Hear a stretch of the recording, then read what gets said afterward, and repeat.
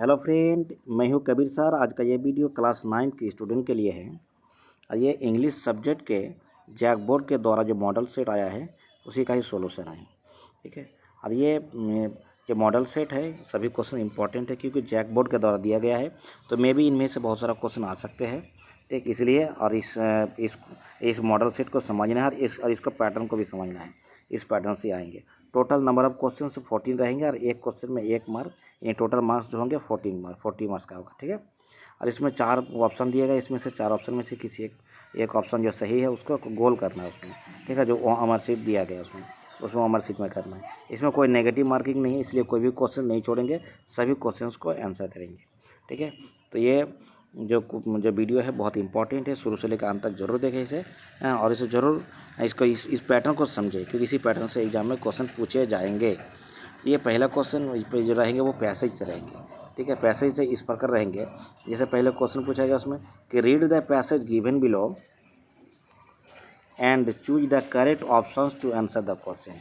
ये पैसेज दिया रहेगा इसी प्रकार, हो सकता है मे बी यही पैसेज एग्जाम में रहे, लेकिन इस प्रकार एक पैसेज रहेंगे। ठीक है, और जिसके नीचे आपका 8 क्वेश्चंस रहेंगे, यानी 8 नंबर का ये पैसेज रहेंगे। इसमें पैसेज बताया गया उसमें ये पैसेज है कि man's depends on animal and plants can not be ignored. लोग जो एनिमल्स जानवर और जो प्लांट्स पौधे पर डिपेंड है, बहुत हद तक डिपेंड है, इसको कोई इग्नोर नहीं कर सकते हैं। Animals are killed for meat and skin. Animal को जो मारा जाता है उसमें, ठीक है, काटा जाता है इसके लिए, मीट के लिए और उसका स्किन के लिए।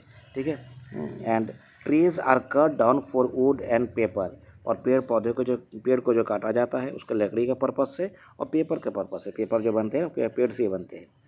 Plants are uprooted for food and medicine. और पौधों को जो अप्रूट किया जाता है, उखाड़ा जाता है किसके लिए? फूड के लिए, जैसे हम लोग हरी हरी सब्जियाँ, साग सब्जी के लिए उसको, और मेडिसिन के लिए भी। जो जंगल में जो पेड़ पौधे को लगता है उसे मेडिसिन उससे जैसे बनता है। बहुत सारा जो पौधे होते हैं जो मेडिसिन, जो उससे जैसे मेडिसिन बनते हैं। इफ़ यू गो ऑन, यदि हम आगे बढ़ते हैं तो using nature as the thoughtlessly as we have been doing, nothing worthwhile in a nature will be left for our posterity. यदि हम आगे बढ़ते देखते हैं उसमें कि जो जिस प्रकार प्रकृति का, नेचर का जो उपयोग हो रहा है, ठीक है, उपयोग जो हो रहा है जिसका कोई जैसे तैसे उपयोग होता है, जिसका कोई भी उसका मीनिंग नहीं, उसको कोई मैंने उपयोग नहीं करना चाहिए। और ऐसा हो जाएगा एक दिन की फ्यूचर में हमें जो आने वाले पीढ़ियों के लिए जो कुछ प्रकृति में कुछ बचेंगे नहीं, सब बेकार हो जाएंगे। ठीक है, अगेंस्ट दिस बैकग्राउंड, ठीक है, इस पृष्ठभूमि में मैनी कंट्रीज, बहुत सारा देश है passed protective laws in order to safeguard wildlife. जो सेफ गार्ड वाइल्ड लाइफ मतलब होता है उसमें कि उसमें वन्य जीव संरक्षण के लिए बहुत सारा देशों ने उसके लिए जो सुरक्षित कानून लागू किया गया उसमें कि उसको नुकसान नहीं पहुंचाया, जंगल को बचाया, जंगल में रहने वाले जीवों को बचाया, बहुत सारा उसमें। There are more than 1200 national park. लगभग टोटल राष्ट्रीय उद्यान 1200 बनाया गया है लगभग पूरा। ठीक है, वाइल्ड लाइफ रिजर्व और वन्यजीव अभयारण्य भी बनाया गया उसमें, जहाँ पर उसमें जीव जंतु रहे उसमें। And similar protected areas throughout the world to ensure that the rare wild animals and trees are saved from the extinction. यहाँ पर एक्सटिंक्शन मतलब होता है कोई भी चीज़ को उसमें विलुप्त होना, जिससे वहाँ पर ये निश्चित करने की एनिमल्स और जो ट्रीज़ है, पौधा को अपने विलुप्त होने से बचाया जाए। इसके लिए लगभग 1200 national park, wild life and reserves और बहुत सारे इस प्रकार बहुत सारा प्रोटेक्शन जो मतलब संरक्षित जगह को बनाया गया उसमें। One group of animal which have become extinct are dinosaur. उसमें से एक जो एनिमल का समूह है, जानवरों का, उसमें जो डायनासोर है वो भी विलुप्त हो गया उसमें। ये बहुत कम मिलेंगे। ठीक है, पहले के सेंटर में। The reason for their extinction, उसका जो विलुप्त होने का, ठीक है, जो उसका कारण है, इज नॉट नोन, जिससे किसी को पता नहीं है, समझ नहीं आ रहा है। हाउएवर, हालांकि people guess that this is because of the change in environment. लेकिन लोग उसका अनुमान लगाते हैं कि जो उसमें जो वातावरण में जो परिवर्तन आया, बदलाव आया, उसी के कारण ही इसका विलुप्त होने लगा उसमें। ठीक है, जो dinosaur, the dinosaurs could not adopt themselves to the new environment and as a result perished. और डायनासोर जो अपना नए नए वातावरण में अपने आप को ढाल नहीं सका, और उसका यही रीज़न हुआ कि लास्ट में परिणाम उसका मिल रहा है कि वो पेरिश हो गया यानी डाई हो गया। इसका मतलब मैंने मरते गए उसमें, और ये संख्या उसमें बहुत कम हो गया यानी विलुप्त हो गया, एक्सटेंट हो गया। ठीक है, इस प्रकार ये पैसेज रहेंगे, आप समझ गए इसको। आज इसको समझने की कोशिश करना इसमें। और नेक्स्ट उसके बाद यहाँ पर पैसेज में उसके नीचे 8 क्वेश्चन रहेंगे। पहला क्वेश्चन है दिस पैसेज इज अबाउट, ये पैसेज किसके बारे में है? Dinosaurs, sea animals, how to safeguard wildlife, man's depend on nature. तो इसमें जो ना ये अधिकतर लोग ए मारेंगे इसका आंसर, लेकिन इसका आंसर होगा C, option number C, how to safeguard wild animals. तो यानी जंगली जो जो एनिमल्स है उसको किस प्रकार संरक्षित रखा है, उसमें सुरक्षित रखा जाए उसके बारे में बताया गया इसमें। ठीक, next question number 2, man is depends on animals and plants for.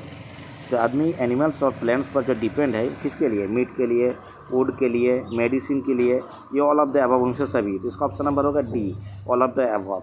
ठीक है, कि मीट के लिए भी है उसमें, ठीक है, जिसको एनिमल्स का प्रयोग करते हैं उसमें, वुड को भी अपना प्लांट्स के रूप में, प्लांट को जब इसमें काटा है तो कि वुड के रूप में, मेडिसिन के रूप में भी, सो सभी answer. Question number D 3, what steps the countries have taken to safeguard wildlife. Safeguard wildlife के लिए कौन सा कदम उठाया था कंट्रीज ने?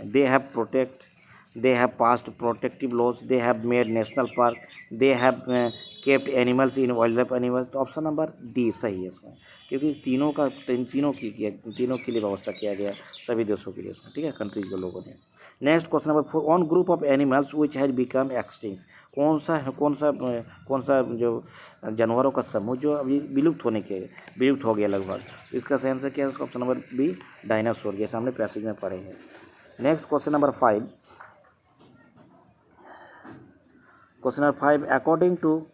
according to the passage, what is the reason behind extinction of dinosaur?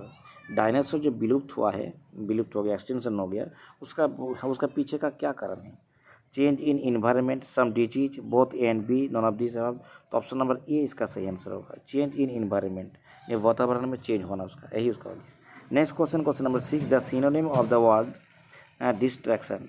Distraction मतलब विनाश, उसका सिनोनिम मतलब सेम नेम, हिंदी में उसका पर्यायवाची बोलेंगे हम लोग। ठीक है, पर्यायवाची शब्द क्या है उसका? ठीक है, तो डिस्ट्रैक्शन का, तो इसका सही आंसर हो जाएगा ऑप्शन नंबर ए होगा, एक्सटिंक्शन। इन दोनों का हो गया, डिस्ट्रैक्शन मतलब होता है विनाश होना, और डिस्ट्रैक्शन मतलब विलुप्त होना, दोनों का लगभग सेम मान के चलिए। तो ऑप्शन नंबर 6 का ए है सही answer. Next question number 7, man is depends on animals and plants can not be ignore. इसे इग्नोर नहीं किया जा सकता है। ये यहाँ सेंटेंस दिया गया है, पैसेज से उठा गया है। The preposition in the given sentence is, इस सेंटेंस में कौन सा प्रीपोजिशन है? तो यहाँ पर इन, एट, ऑन, ये सब क्या होता है? प्रीपोजिशन बनाया जाता है। यानी पर ऑप्शन नंबर जो बी है ऑन क्या है? यहाँ पर ए प्रीपोजिशन है। ओके, समझ गए होंगे, ये ऑन है क्या? प्रीपोजिशन है, इसलिए ऑप्शन नंबर बी सही answer. Question number 8, the antonym of existence. Antonym मतलब ऑपोजिट यानी विपरीत शब्द जिसको बोलेंगे हम लोग। ठीक है, विपरीत शब्द। तो यानी 8 नंबर में जो एग्जिस्टेंस मतलब जीवित रहना, तो उसका एंटोनिम क्या होगा इसका? तो ऑप्शन नंबर इसका बी सही होना चाहिए, पेरिस मतलब होता है डाई यानी मरना। तो एग्जिस्टेंट मतलब होता है जीवित रहना, और पेरिस मतलब मरना उसमें। ठीक है, खत्म होना, अंत होना। तो क्वेश्चन नंबर यहाँ 9 यहाँ से दिया गया, यहाँ पर लेटर दिया गया। ठीक है, एक प्रकार यहाँ पर क्या एप्लीकेशन है, जिस प्रकार ये एग्जाम में पूछे जाएंगे। यानी आपको 6 नंबर का आपको पैसेज लेटर पूछेंगे। ठीक है, 8 नंबर का आपको पैसेज और यहाँ 6 नंबर का लेटर इस प्रकार दिया रहेंगे। बीच बीच में क्या ब्लैंक स्पेस रहेंगे, यहाँ पर खाली कर यहाँ दिया गया है। ठीक है, यहाँ पर ब्लैंक स्पेस दिया गया, यहाँ पर 9 नंबर 9, 10, ठीक है, 11, 12, ठीक है, हाँ, इस प्रकार ब्लैंक स्पेस दिया गया इसमें, तो खाली जगह को भरना है इसमें। ठीक है, तब चलो पहला क्वेश्चन है 9 नंबर क्या, और उसमें गिव स्टोर किया यहाँ पर टू द देखिए यहाँ पर 9 नंबर में क्या भरना उसमें, to the headmaster, option number A इसका सही आंसर होगा। ठीक, 9 number two the headmaster.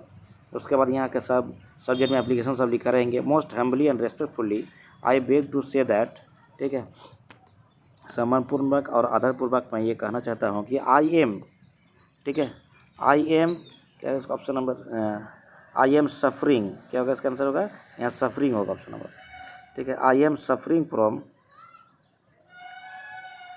I am suffering, option number D इसका आंसर होगा। ठीक है, डी, यानी क्वेश्चन नंबर 9 में क्या हो जाएगा, डी होगा। I am suffering from fever, I have been there compelled to absent myself from school for 2 days, इसलिए मैं 2 दिन तक स्कूल में अनुपस्थित होने के लिए बाध्य हूँ। I request you to grant me leave for 2 days, इसलिए मुझे 2 दिन के लिए छुट्टी देने के लिए ग्रांट की जाए, ठीक है, अनुमति दी जाए। आई शैल बी हाईली ऑब्लाइग्ड, यहाँ पर ऑब्लाइग्ड होगा, obliged to you for this act of kindness, thanking you yours, क्या यहाँ पर योर्स ओबीडियंटली, यहाँ पर 12 नंबर ओबीडियंटली। तो ऑप्शन में देखते हैं यहाँ पर क्या क्या है। तो क्वेश्चन नंबर 9 का बोले उसमें क्या है, इसका 9 में क्या होगा, टू द हेडमास्टर, एक आंसर होगा, ठीक है। क्वेश्चन नंबर 10 का क्या होगा, सफरिंग होगा, बी होगा। और उसके बाद क्वेश्चन नंबर 11 में क्या था उसमें, क्वेश्चन नंबर 11 का ऑप्शन में क्या होगा, 11 में ओबीडियंट है, हाईली ऑब्लाइग्ड, ठीक है, ऑब्लाइग्ड, यानी क्वेश्चन नंबर 11 का सही आंसर होगा ऑब्लाइग्ड,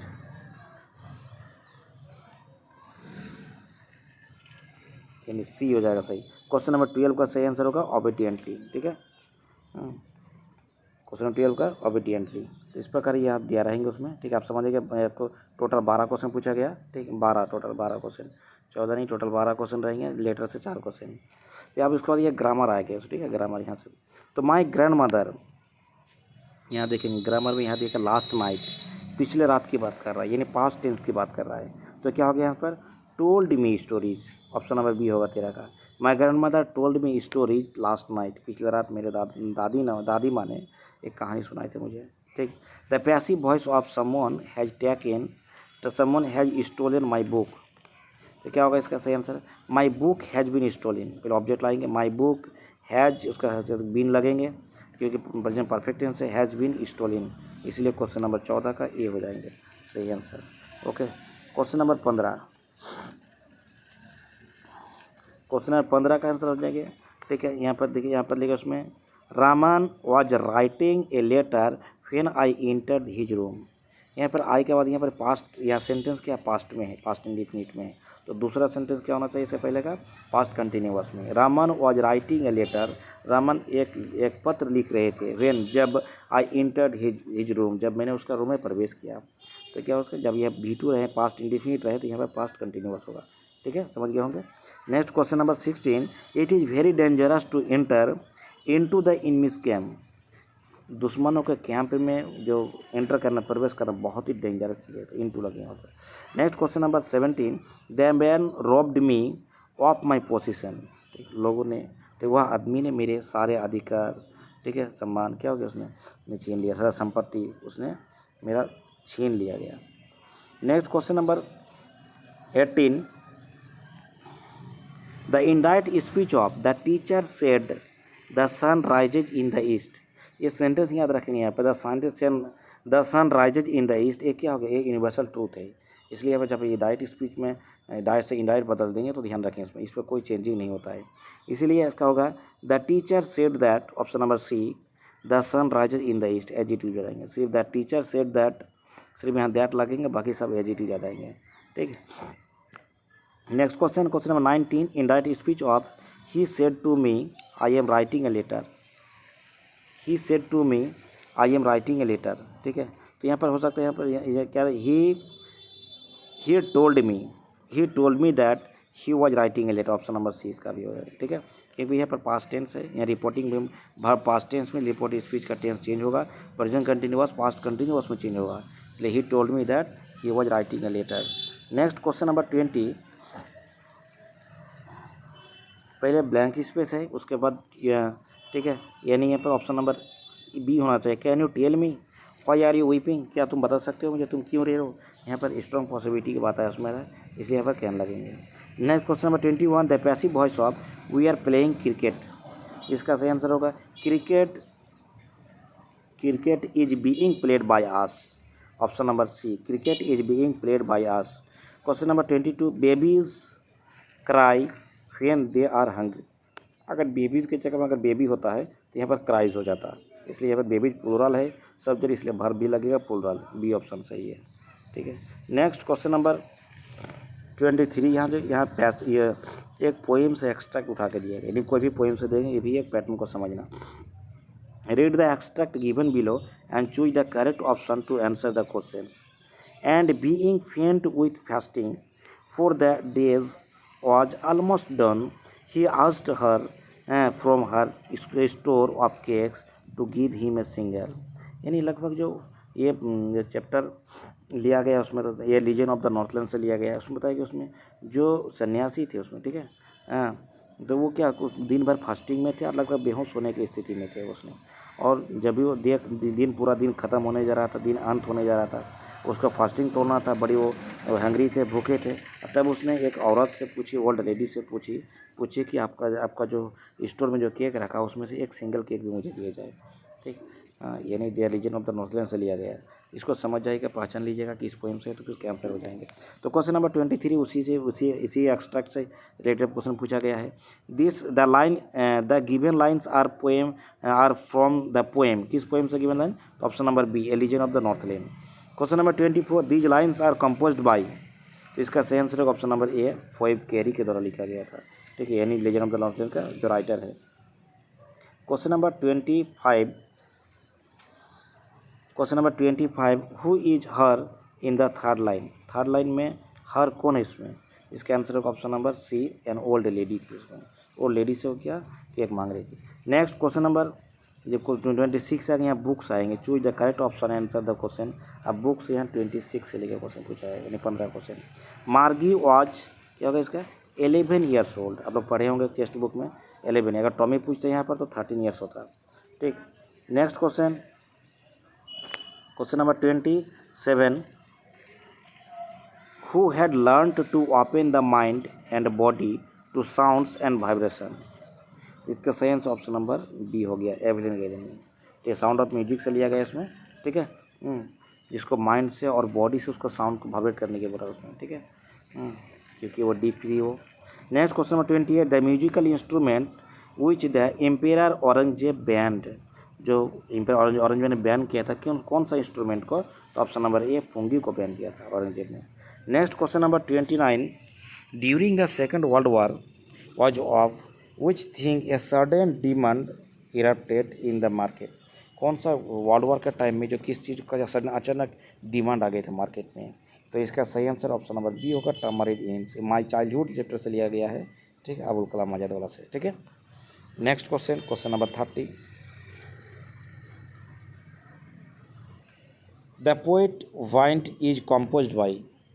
द पोएम जो वाइंड है किसके द्वारा कंपोज किया गया, यानी राइटर इसका कौन है, यानी इसका पोएट कौन है इसका? तो सही आंसर होगा वाइंड का होगा इसका सुब्रमण्य भारती होगा इसका, ठीक है। वाइंड का क्या होगा? Subramania Bharati, option number B. Question number 31, Zainul Abideen was Kalam's father. Zainul Abideen जो थे कलाम का कौन थे? वो पापा थे, ठीक है। Next question number 32, the only women, एकमात्र औरत, इन द वर्ल्ड, और दुनिया में, who had scaled mount Everest in twice. 2 bar mount Everest में चढ़ कर फतह की उसने। एकमात्र वुमेन कौन थी वो दुनिया की? तो संतोष यादव, ऑप्शन नंबर ये उसका सही आंसर होगा। संतोष कुमार, ध्यान में रखेंगे, Santosh Yadav. Next question number 33, the name of the little girl was. The little girl का नाम क्या था उसमें? तो ऑप्शन नंबर ए होगा, केजिया। चैप्टर का नाम है the little girl. Next question number 34, the child went to a fair with his. ठीक है, जो लॉस्ट चाइल्ड से लिया गया है उसमें, तो इसका सही आंसर ऑप्शन नंबर ए होगा, पेरेंट्स। ठीक, जो बच्चा जब मेला गए थे किसके साथ गए थे? पेरेंट्स के साथ, मम्मी या पापा के साथ, ठीक है, दोनों के साथ। Question number 35, who could wave out endless stories and anecdotes. वो कौन जो अपना जो वो अनगिनत कहानियाँ और मनगढ़ंत कहानियाँ सुना सकते थे, ठीक है, बुन सकते थे, कौन? तो इसका सही आंसर ऑप्शन नंबर सी होगा, ईश्वरन। ये chapter Iswaran the storyteller से लिया गया है, ठीक है। Question number 36, from whom had the grandfather bought Toto. Grandfather ने टोटो किससे खरीदा था? टोटो को। तो इसका सही आंसर ऑप्शन नंबर सी होगा, a tonga driver. Next question number 37, who grow fat like a street side sacred bull. ठीक है, जो सड़क छप जो उसमें सांड होते हैं उसके तरह, जब भैंसा की तरह मोटा होते हैं वो कौन उसी तरह से मोटा हो गए थे? तो ये, ठीक है, ये चैप्टर हो गया in the kingdom of food से लिया गया चैप्टर से। इसका सही आंसर ऑप्शन नंबर बी होगा, disciple. Next question number 38, the statue of the happy Prince was covered with. Happy means जो कवर ढके हुए थे किससे था? गोल्ड से था, ठीक है। Next question number 39, what was Behrman's dream. Chapter the last leaf एक क्वेश्चन है, बर्मन्स का सपना क्या था, तो ऑप्शन नंबर डी होगा, टू पेंट ए मास्टरपीस, एक मास्टरपीस को पेंट करना है। Next question number 40, Ersama is a small town in Orissa, small town Orissa का था, ठीक। तो स्टॉर्म इन इरसेमा चैप्टर से लिया गया था आज, ठीक है। वेदर द स्टॉर्म इन इरसेमा से, ये भी टोटल जो 40 क्वेश्चन है सभी इंपॉर्टेंट है एग्जामिनेशन पॉइंट ऑफ व्यू से, क्योंकि जैक बोर्ड के द्वारा लिया गया है। और इसी क्लास 9 के लिए मैंने एक गेस क्वेश्चन का वीडियो बनाया है, जो इसी वीडियो का डिस्क्रिप्शन लिंक में दिया गया है, उसको सर्च कर सकते हो। Class 9 guess question, English guess question by Kabir sir ji के आ जाएंगे, ठीक है। तो बाय आज के लिए।